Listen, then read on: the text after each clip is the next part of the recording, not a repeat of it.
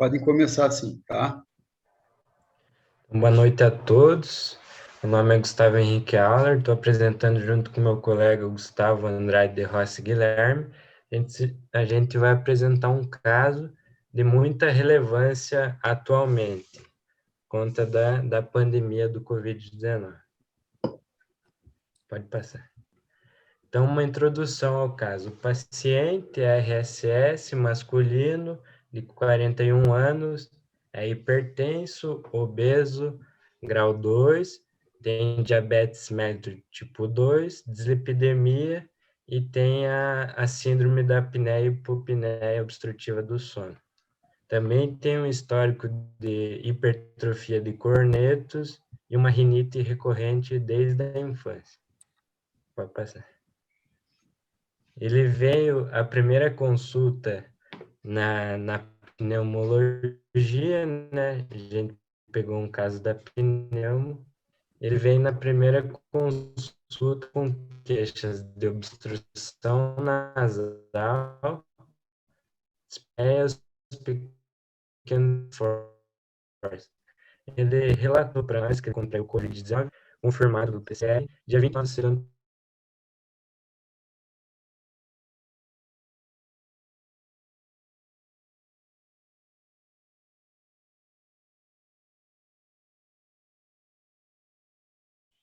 Auler, para mim ficou mudo.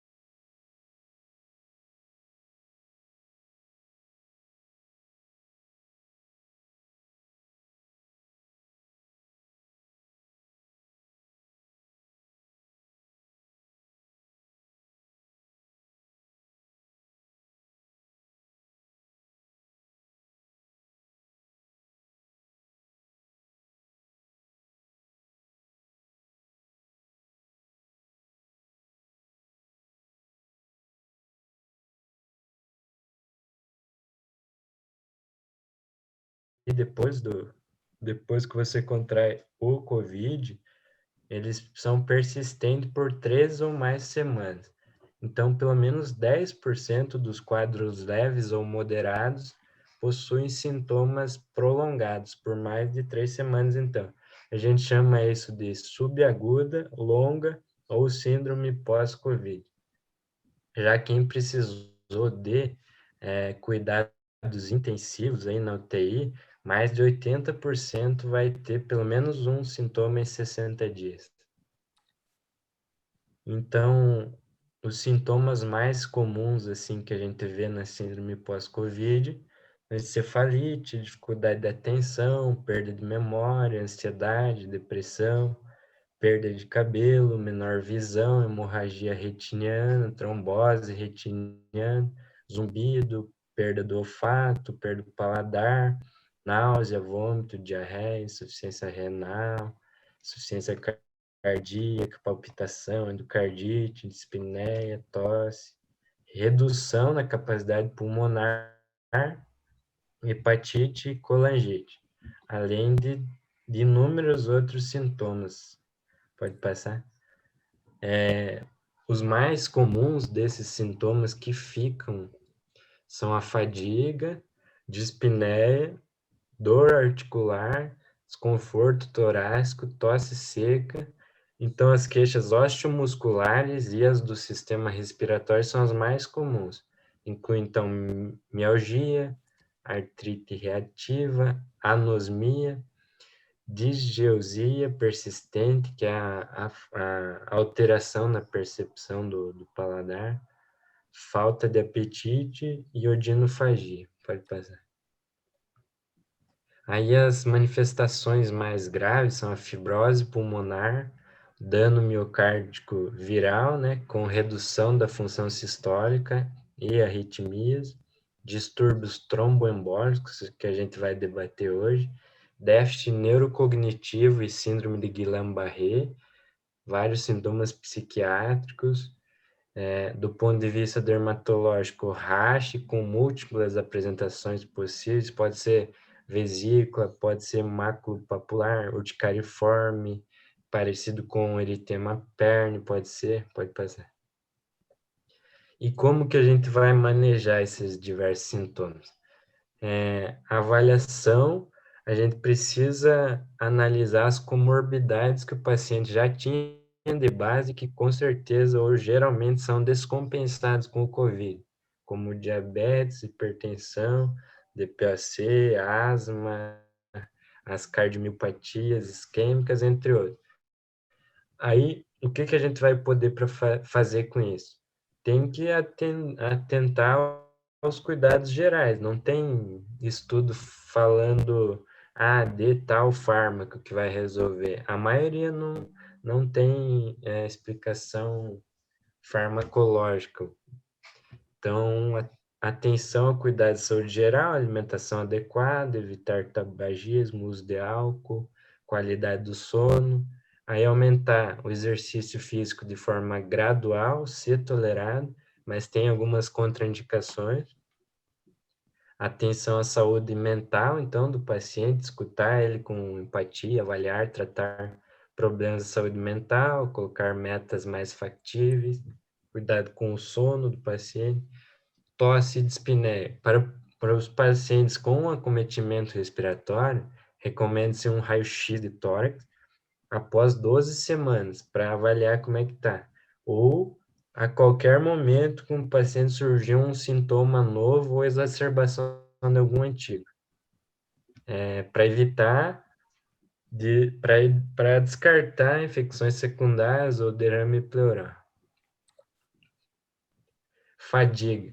Então, como eu disse, até o momento não há dados sobre a eficácia de medidas farmacológicas ou até não farmacológicas para o tratamento de fadiga pós-Covid. Mas a recomendação geral é retomar as atividades físicas de forma lenta e gradual. Dor torácica, obviamente, inicialmente diferenciar a dor músculo-esquelética ou inespecífica de condições cardíacas potencialmente mais graves. Tromboembolismo, que a gente vai falar daqui a pouquinho. A disfunção ventricular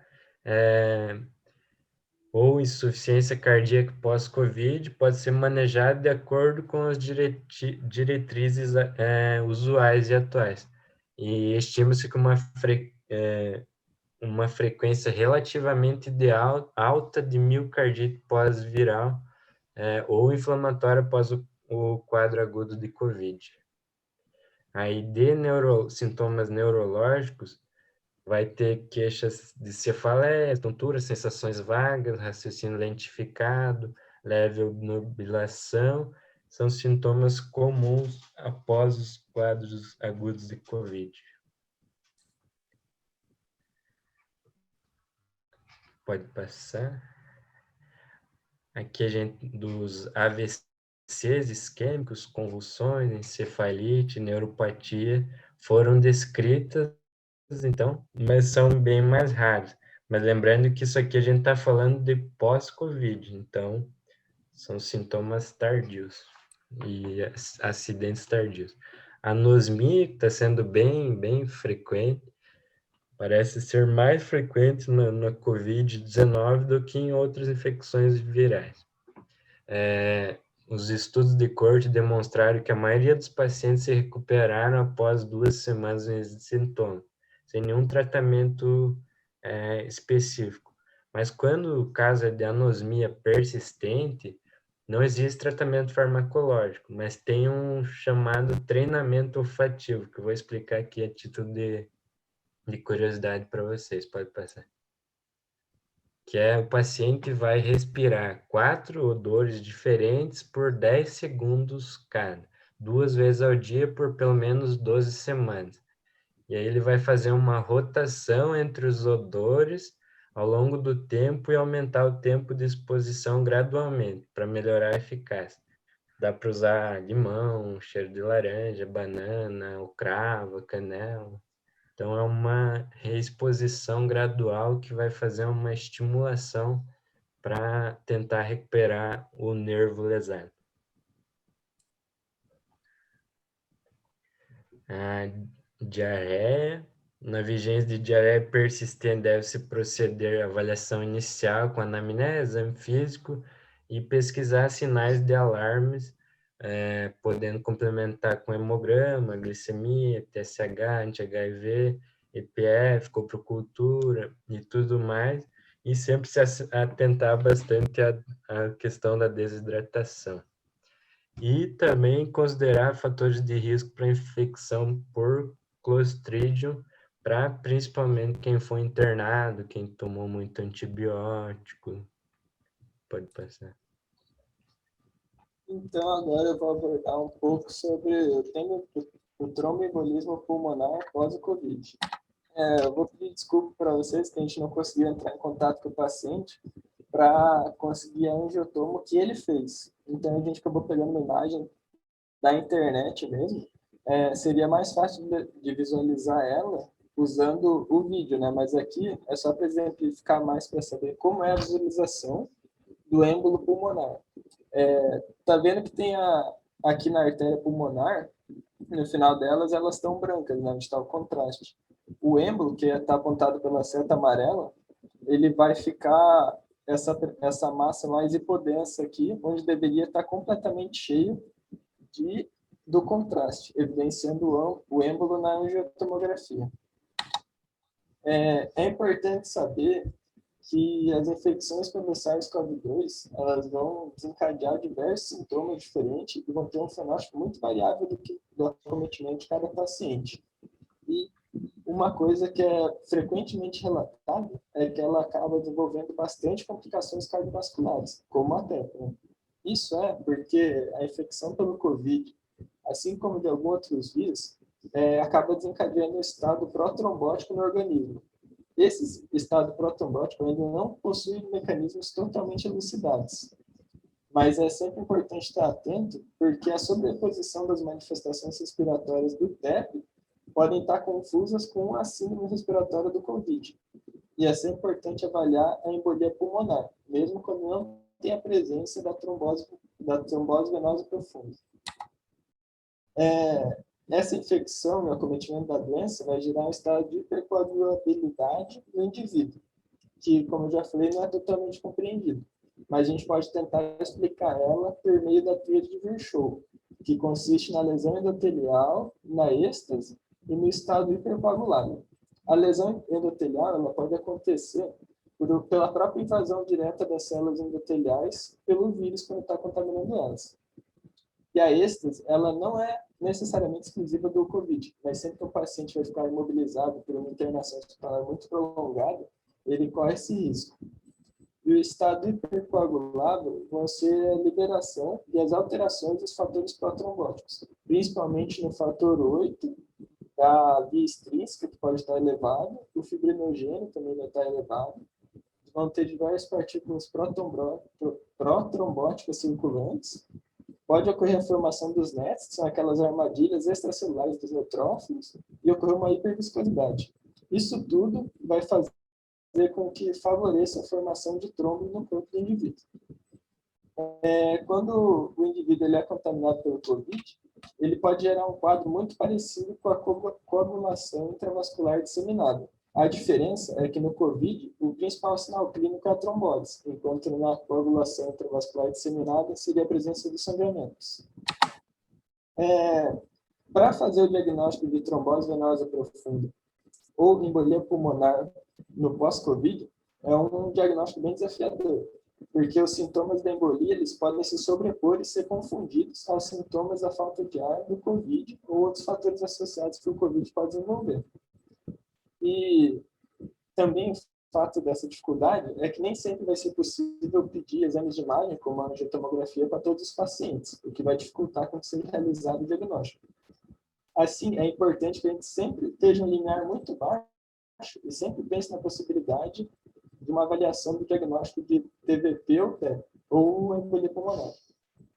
E isso deve ser levado em consideração devido à grande frequência desses eventos cardiovasculares, que a gente comentou, e também se o indivíduo possui algum fator de risco para desenvolver o TEP, como no caso a obesidade. A Sociedade Americana de Hematologia, ela tem algumas recomendações sobre o diagnóstico de embolia pulmonar. Tem o teste do dedímero, que é muito famoso, e que se ele estiver normal, ele não vai excluir o diagnóstico se tiver uma alta probabilidade de suspeita clínica. Mas se ele tiver aumentado, ele também não é suficiente para fazer esse diagnóstico, porque ele não é específico, ele pode estar aumentado em diversas outras situações, como infecções graves e outros casos. A tomografia computadorizada com a angiografia pulmonar é o exame preferido para confirmar ou excluir o diagnóstico de embolia pulmonar. E sempre que tiver a suspeita de hipotensão inexplicada, taquicardia ou piora do estado respiratório, é interessante fazer essa solicitação. A Sociedade Internacional de Trombose e Hemostasia, ela analisa o dedímero como um marcador para ser um prognóstico, em que ele vai representar um maior risco de mortalidade ou gravidade. Mas ele é ruim para o diagnóstico por aqueles fatos que a Associação Americana recomenda. E os exames para o diagnóstico, o principal é a angiotomografia, mas também pode ser feita a cintilografia ou a ultrassonografia Doppler. E sempre deve-se pensar em TEP quando houver uma piora inexplicada da função pulmonar. Quando a gente tem um tromboembolismo venoso documentado ou presumido, é importante que seja feita a anticoagulação em dose completa, na dose plena do anticoagulante. Isso também é semelhante não só para a COVID, mas para os outros casos. E assim que se o paciente receber alta hospitalar, é recomendado no mínimo que seja feito 3 meses de anticoagulação para prevenção e tratamento da TEV. Tanto se for um caso de trombose venosa profunda ou um caso de embolia pulmonar, igual ao caso clínico que a gente acabou solicitando. No caso clínico, na UPA foi receitado ao paciente a edoxabana, que é um anticoagulante oral direto que vai agir no fator 10A da coagulação. Ele foi dado na dose de 60 mg uma vez por dia, na dose máxima dele. Ou seja, ele seguiu a recomendação das duas associações. E ele é importante porque ele vai reduzir o risco do AVC vai fazer o tratamento dos coágulos, tanto da TVP quanto da embolia pulmonar, e também vai prevenir o risco de acontecerem novos episódios da TVP ou da embolia pulmonar. No UpToDate, tem uma coisa que é bem interessante nesse link, se alguém quiser acessar depois, em que você pode fazer um trial e identificar qual que vai ser a melhor conduta para o seu paciente, de acordo com os passos que foram sendo tomados e as complicações que foram acontecendo. Aqui foi só um exemplo que a gente fez para o nosso paciente, mas é bem legal se quem tiver interesse para ver, e ele já vai dando as recomendações e discutindo sobre o caso. Aqui seriam as opções que o paciente tem para receber anticoagulação ambulatorial quando está com tratamento do tromboembolismo, que foi o caso do nosso paciente, em que ele recebeu alta do hospital e continuou o acompanhamento ambulatorial. E você pode fazer 3 opções. Usar um anticoagulante oral direto, que foi o caso, né, da edoxabana, ou usar a varfarina, desde que seja sobreposta a um agente parenteral, que seja administrado por pelo menos 5 dias, e isso até que se normalize o RNI, o nível terapêutico ou estável. Ou pode ser também por um anticoagulante parenteral sozinho. É importante que a seleção de um agente deve ser individualizada e analisada caso a caso, porque cada paciente vai depender do risco de sangramento que ele tem, das comorbidades que ele possui, das preferências, do custo e da conveniência de cada uso de cada anticoagulante. E é interessante falar que os pacientes tratados ambulatorialmente, eles devem ser acompanhados de perto para verificar o agravamento da COVID-19 ou da trombose, como foi o que ocorreu no caso, que mesmo há quase 7 meses depois do diagnóstico e resolução do caso, o paciente ainda continua acompanhando e fazendo exames seriados para ver se ocorre a piora ou alguma exacerbação ou se mantém os sintomas como estão até a melhora. Essas foram as principais referências que a gente usou, caso alguém queira acessar depois. E essa foi a nossa apresentação do caso clínico e a discussão sobre ele. Se alguém quiser fazer algum comentário, tiver alguma dúvida ou conversar sobre alguma coisa, a gente fica à disposição agora. E também agradece a presença e o tempo de todo mundo que ficou aqui. Muito bem, meninos. Deixa eu abrir aqui o vídeo. Estão me ouvindo aí? Sim. Eu gostei da apresentação, eu acho que ela teve pontos muito, muito positivos, né? Um tema extremamente relevante, mas eu gosto da apresentação com alguns detalhes, principalmente a parte clínica, né? A parte dos achados de exame físico. Então, eu senti falta de algum detalhamento, às vezes nem é culpa de vocês, porque às vezes nas fichas vocês não têm esse detalhamento.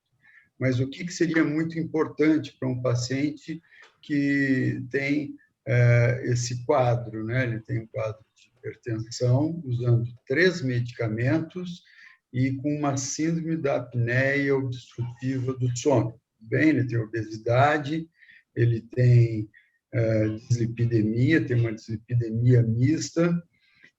Seria já interessante a gente começar a classificar esse paciente dentro dos riscos. Um paciente obeso, que tem esse quadro de uma hipertrigliceridemia, pode ser uma dislipidemia relacionada com qual síndrome? Hipertensão, triglicerídeo alto, HDL baixo. Pensar em o quê? Com obesidade abdominal? Síndrome metabólica. Síndrome metabólica, né? Já é um paciente de risco cardiovascular, já é um paciente com risco alto pelo COVID, então lembrar que a obesidade é um risco independente, tão grave quanto outros riscos, como a idade, o diabetes, a hipertensão. A obesidade passa a ser uma categoria que, inclusive, está merecendo agora a vacinação prioritária. Então, eles estipularam que a vacinação prioritária é para IMC maior do que 40. Tá? Então, lembrar disso. O que mais que a gente tem num paciente com hipertensão, usando 3 medicamentos e apneia obstrutiva do sono? Ele estava bem controlado? Eu não vi uma monitorização de pressão. A pressão arterial dele de entrada seria um dado muito importante. A circunferência abdominal seria um dado de exame físico importante. assim como dentro do exame físico, a presença, por exemplo, de estrias, né? O antecedente desse paciente, porque ele emagreceu rápido demais, bem demais. Tudo bem que, desculpa usar um português claro, deve ter tomado um cagaço tão grande que emagreceu. Mas a gente lembrar que esse paciente com diabetes, hipertensão, dislipidemia mista, como ele tem, a primeira coisa é perguntar: o senhor não estava usando corticoide? Que a gente tem visto corticoide sendo usado a rodo, e é um grande fator precipitador, por exemplo, de fenômenos de coagulação. O paciente com Cushing, seja um Cushing iatrogênico ou um Cushing endógeno, são grandes causas de diabetes, de hipertensão e também esse risco aumentado de coagulação, de hipercoagulabilidade, tá? Um outro detalhe, sempre que vocês tiverem hipertensão com 3 medicamentos e mais apneia do sono, tem que verificar potássio, sódio e desconfiar de qual doença endócrina como sendo causador. Alguém consegue lembrar dos meninos aí? Senão abriremos para o público. Quem pode ajudá-los? Qual doença que cursa com hipertensão, hipertensão refratária, apneia obstrutiva do sono e, digamos, com potássio baixo?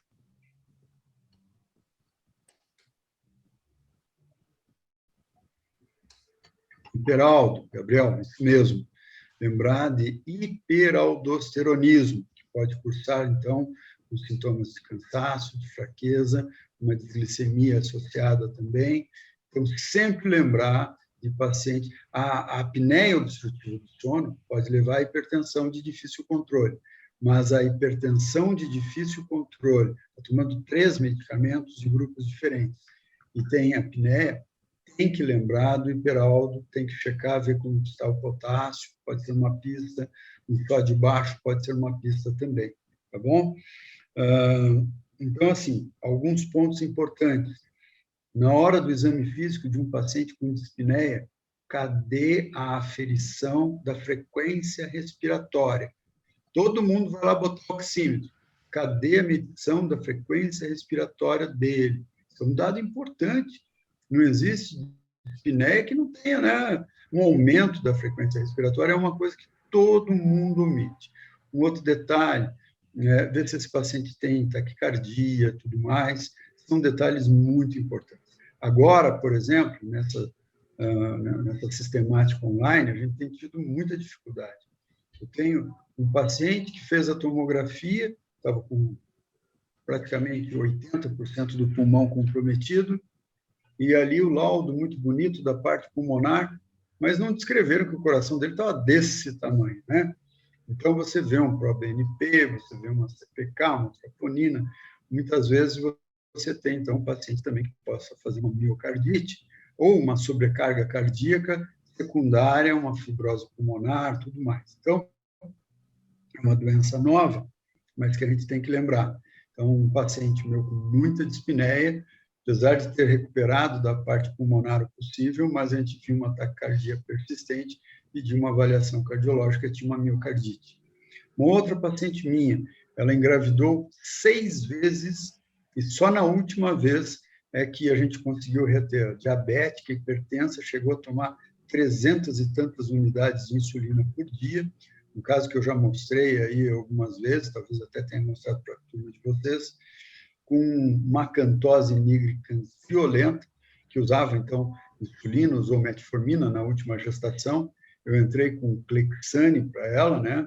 A flaxparina, entrei com Clexane em dose dupla para ela, porque entravam com dose anteriormente, doses menores, e ela perdia os bebês. Então, nitidamente, ela tinha um distúrbio de coagulação, ela tinha uma trombofilia, e agora, recentemente, ela teve, inclusive, uma trombose venosa profunda, eu perdi o segmento dessa paciente, mas ela conseguiu ganhar nenê com quase 400 unidades de insulina, metformina em dose alta, com 2 ou 3 antihipertensivos e também com heparina. E o nenê nasceu, está lá vivo, está ótimo. Agora, recentemente, ela foi fazer uma cirurgia qualquer, teve uma trombose venosa profunda. Eis que, o que aconteceu com ela? IMC alto, hipertensão, diabetes, não estava mais controlando comigo, perdi o segmento, pegou Covid. Qual foi a primeira coisa que eu pensei para ela? Trombose venosa, fenômenos de hipercoagulabilidade, dedímero alto, fibrinogênio alto, e nessa situação ela teve uma TVP espontânea pouco tempo antes, menos de 2 meses. Eu já entrei com anticoagulante, fiz exatamente esse esquema. Entrei com Clexane para ela, numa dose alta, né?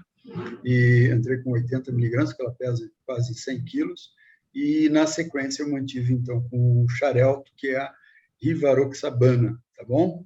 Lembrar também que esses anticoagulantes podem ter alguns efeitos colaterais. Um deles é que ela começou agora com sangramento, mesmo não tendo útero.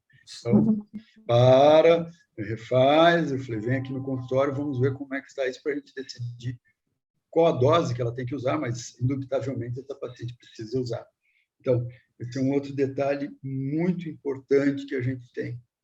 Um detalhe também extremamente importante, o paciente diabético que interna, como que ficou esse controle, se esse paciente usou corticoide ou não. Então, a gente sabe dos estudos de UTI que os pacientes que têm uma glicemia muito alta têm um resultado pior em termos de internação.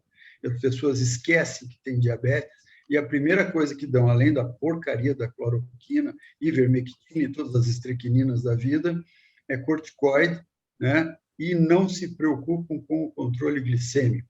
Esses pacientes aí pioram muito a glicemia, vão a níveis altos. Eu tive pacientes meus que fizeram cetoacidose, a gente sabe que também o próprio Covid faz acidose, né? Então, eu tive pacientes que eu tive que tirar da cetoacidose porque entraram com corticoide, seja por Covid ou por qualquer uso ou misuso, né, mau uso do corticoide. Então, lembrar desses pacientes e perguntar, porque há muita interferência do corticoide, seja depois em sintomas que eu vejo muito paciente com miopatia. Ele tem muito cansaço, muita fraqueza, mas sim, tomou corticoide durante 20 dias, 30 dias, às vezes ele vai ter. Ou alguém foi lá e passou um corticoide injetável desses de depósito, tá? Também um outro detalhe interessante para a gente lembrar desse caso que vocês falaram da Josia, né? Lembrar que esses pacientes podem persistir com esses sintomas de anosmia, né? E realmente é difícil de tratar isso.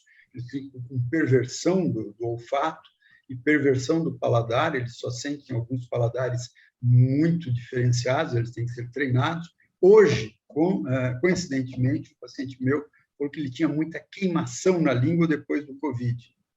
Eu falei assim, mas o senhor lembra que o senhor tinha também cansaço, fraqueza? Muito cansaço, muita fraqueza, amortecimento nas mãos também? Isso. Eu falei, o senhor tomou aquele medicamento que eu lhe passei, à base de vitamina do complexo B? O senhor tem uma vitamina do complexo B muito baixa? Eu tomei. Quando? Eu tomei injeção agora, essa semana, faz 2 dias. Como é que ficou aquela sensação na língua? Nossa, doutor, é verdade, sumiu. Melhorou? Melhorou. Então, déficit de B12, paciente tomando metformina, pacientes com má absorção, lembrar disso. Então, tem que pesquisar isso, porque às vezes esses pacientes também podem ter uma perversão do paladar, entendeu? E às vezes você pensa que é uma coisa e vai ver a outra. Então, o síndrome pós-Covid, né? Os americanos, internacionalmente, é chamado de long Covid, né? Vocês devem ter visto isso, né? Os Gustavos, os long Covid, realmente tem uma síndrome. O cérebro, às vezes, fica meio desconectado, né? Que eles chamam de nuvem cerebral, muita miopatia. Eu tive paciente com dor torácica persistente, difícil diagnóstico para você saber o que era e o que não era, mesmo depois de diversas tomografias, avaliações cardiológicas. Então, são doentes muito difíceis. Então, parabéns pelo tema. O tema é um tema muito interessante, muito em voga, e esse long Covid é uma coisa que tem intrigado a gente, porque é uma doença nova que a gente está aprendendo a mexer, tá?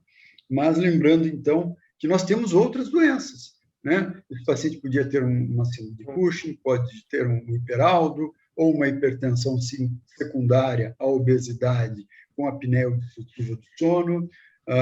Realmente, o emagrecimento é fundamental, seja para a prevenção do Covid, seja depois para a prevenção dos eventos posteriores, viu? E eu queria deixar também para os meninos aí que estão acompanhando, para eles também fazerem perguntas que sejam pertinentes ao caso e apertar um pouquinho no muro aí os Gustavos. Alguma pergunta, meninos?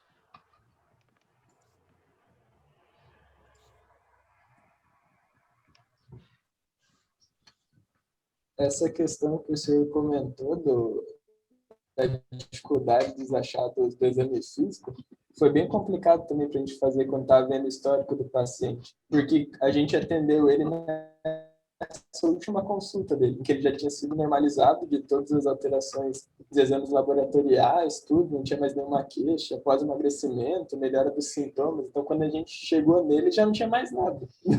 Foi só pela história que ele foi contando e a gente tentando coletar depois. Tá certo.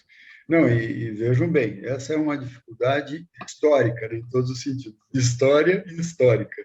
Vocês vão ver que os prontuários são mal preenchidos e eu quero que vocês se dediquem muito a lembrar dos dados básicos, sabe? Temperatura, evolução, o tempo, né? Quando esse paciente apresentou as queixas, lembrando que a piora respiratória normalmente vem ali pelo 7º, 8º, 9º, 10º dia, né? Então, a gente vai aprendendo a lidar com essa doença nova. Realmente é muito, muito, muito interessante. Pena também a gente não ter conseguido, nesse caso, as imagens próprias dele, né? Mas essa é realmente uma outra dificuldade. Às vezes, os pacientes estão em casa, às vezes são internados, não vão pelo SUS, não conseguem ter esses exames de volta, sabe? Mas são coisas que a gente está realmente aprendendo, viu? Mais alguma dúvida aí, meninos? De vocês mesmos, que vocês possam querer tirar aí também alguma dúvida que vocês tenham do desenrolar desses casos de Covid, que eu puder ajudar? Tranquilos? Eu acho que seria isso, assim, da nossa parte. Então, tá bom. Muito bem. Eu acho que vocês... Debate, discussão do... Alô? Pode continuar.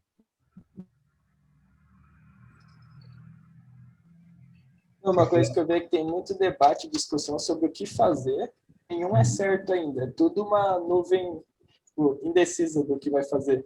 Aí, nesses casos, você tomaria qual atitude frente a coisa que tem mais relevância científica, o que é o nível de especialista de recomendação? Como que vai atuar nesses casos daí? Por exemplo, não tem um tratamento definido, na verdade, assim, é caso a caso, né? Não tem uma bula. Você viu que o próprio UpToDate colocou uma escala sequencial para você tratar. Então, não existe uma receita de bolo para cada um. O paciente chegou com diabetes e já com dispneia, quando é que eu vou entrar com corticoide para ele, né? Se eu entrar no começo, a gente sabe que o corticoide entrado na hora errada também não ajuda e até atrapalha. Então, eu tenho que entrar na hora certa e já entrar com uma proteção com relação à desglicemia. Quando eu identifico que esse paciente tem um dedímero alto, tem um quadro pulmonar, ou tem um aumento, por exemplo, do diâmetro de panturrilhas, e você fazer isso com o paciente em domicílio, gente, é um parto. Pô, eu tenho que pedir para o paciente colocar uma fita métrica na panturrilha, que nem essa paciente com extremo risco, meça a sua panturrilha na mesma altura, de um lado e do outro, com a mesma pressão. Vai saber, né? Me manda uma foto da panturrilha, me faz um vídeo das pernas. Cara, é um parto. E aí, por quanto tempo eu vou manter? Essa paciente, por exemplo, da trombose venosa, que tem a trombofilina, eu tenho que manter perene, né? Um anticoagulante para ela, só achar a dose, né? Eu comecei com 20 miligramas de xarelto para ela e vou baixar para 15, vou ver como é que ela fica. Mas cada caso é um caso. Eu vou entrar direto com anticoagulante em casa? Não. Eu vou esperar internar, mas aí você não tem vaga, às vezes você tem que atropelar um pouco. Então, esse julgamento está muito difícil para a gente fazer caso a caso, entendeu? Então, eu vou ver que tem um dedímero, tem um fibrinogênio alterado, que esse paciente tem uma PCR muito alta, será que eu já entro com anticoagulante? Gente, está muito, muito difícil. A gente perdeu as coisas básicas do tratamento, que é o contato com o paciente. Outra coisa, não adianta nada você auscultar um paciente com Covid, que você não acha nada, é um silêncio absoluto, né? Nesse último paciente que eu falei da miocardite, por exemplo, uma pista que eu mantive o anticoagulante para ele foi uma pista que, na ausculta, eu consegui pegar que ele tinha uma diminuição do ruído e tinha uma imagem, né, a imagem no raio-x do triângulo, que isso me ajudou a pensar que ele tivesse, então, uma embolia pulmonar. E aí eu intensifiquei o tratamento dele. Então, cada paciente vai ser uma decisão. Não existe uma decisão simples, não existe uma decisão, você tem um consenso em algumas áreas, mas em algumas coisas vai o bom senso. Por isso a gente vê tanta discussão. E esse paciente passa comigo, vai no pronto-socorro, passa com outro, toma cloroquina, toma ivermectina, toma não sei o quê, toma zinco, troca o antibiótico, põe corticoide, tira isso. Gente, está o samba da loucura. Então, não dá, está muito difícil. Vamos tentar seguir aquilo que tem de protocolos. Eu acho que o certo é isso, a gente buscar as fontes mais seguras, cientificamente falando, tá? Acho que esse é o recado que a gente pode deixar, mas não existe receita de bolo ainda. As respostas virão dentro de 1 ou 2 anos, quando a gente tiver uma ideia do que está acontecendo e como que esses pacientes respondem e o que vai ser melhor caso a caso, tá bom? Entendi, obrigado, professor. Espero que tenha sido útil ou até trazido mais dúvidas para vocês, tá? Não, foi muito útil. Então, tá bom. Meninos, eu preciso sair, eu tenho um compromisso, preciso ver ali a situação da minha irmã,